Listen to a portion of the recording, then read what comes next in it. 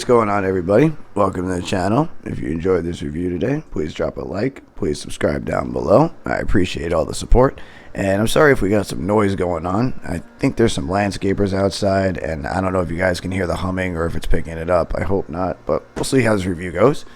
As you can see, we have an interesting box here.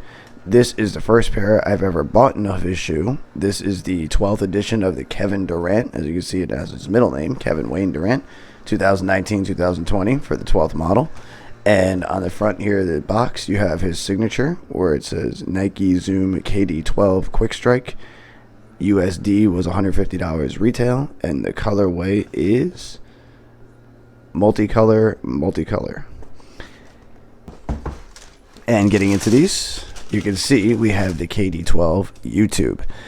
Now it's kind of ironic, but I felt it was appropriate because we are on YouTube. We are shooting a YouTube video. So why not do a review on a sneaker specifically made with YouTube in mind? And I thought these were pretty cool. I think they did a good job. Now, these aren't generally just a YouTube themed sneaker. It's more themed towards Kevin Durant's YouTube channel. And actually, before we get into that shoe, I will show you how that is themed on here. We will flip these out, and we can loosen these up a little bit here. And if you see on this tongue, you have Kevin Durant with the Play logo.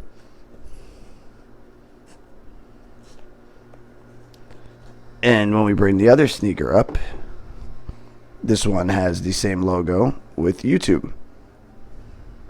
So it really is themed after Kevin Durant's YouTube channel, but at the same time, it is a completely YouTube silhouette. As you can see, you got the black, you got the red and the white, and you know, all those colors being related to YouTube's logo and their name. And what we got going across the upper is you have this, what they call, I would say was a mesh netting, but if you actually flip the shoe around, it says it right what it is here. It is a quad axial flywire, multi-directional dynamic containment. So I'm assuming what this does is it holds the fabric underneath in a more solid form, but the fabric underneath allowing to flex, I guess, gives the entire upper a stronger construction and a more sturdy design, because you can see a flywire underneath there, which I'm assuming keeps the whole silhouette movable but secure. That's my best guess on this. I did not look up the technology. I wanted to kind of leave that in conversation. Maybe you guys can look it up if you're interested. I know maybe I should have included that in the video, but sometimes I like to leave it to you guys to add conversation. Maybe you guys can teach me something. Maybe you guys learn something in the process. It's always cool. And you got the Nike swoosh going here. I liked how they did the black stitching on the outline with the red. I think that's a nice little touch. You have this cool stitching going across here that goes up and around the heel. And you have another red swoosh underneath the meshed flywire. Going across here, I don't know what to call this. I think it's a silicone because it feels rubbery, but it's a little different than rubber. So I'd say it's like a silicone rubber. And it goes all the way across here. Right there, you can see the Nike Zoom. It's a little hard to see. There's the outsole real quick. It's a nice traction pattern. This is probably going to be a great indoor basketball shoe when it comes to traction. I have not played in these, obviously. They are brand new. And you have on the back here all the little logos that they include in the sneaker. You have KD. You got the Play logo, the pause, the like, dislike. You have KD's number, 35, in the square box, which was usually where the Play logo is, like the closed caption right there. You've got skip ad on one side of this tag, and then on the other side it says video will play after the ad.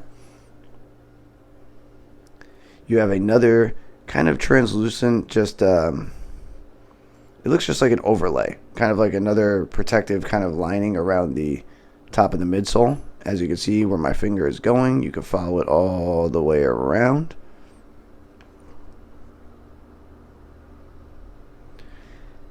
And then going across the tongue, you've got an exposed stitching as well in a red with a white inner kind of lining. The tongue is stitched on by those, by the way, which is kind of nice, and that's where your laces come through.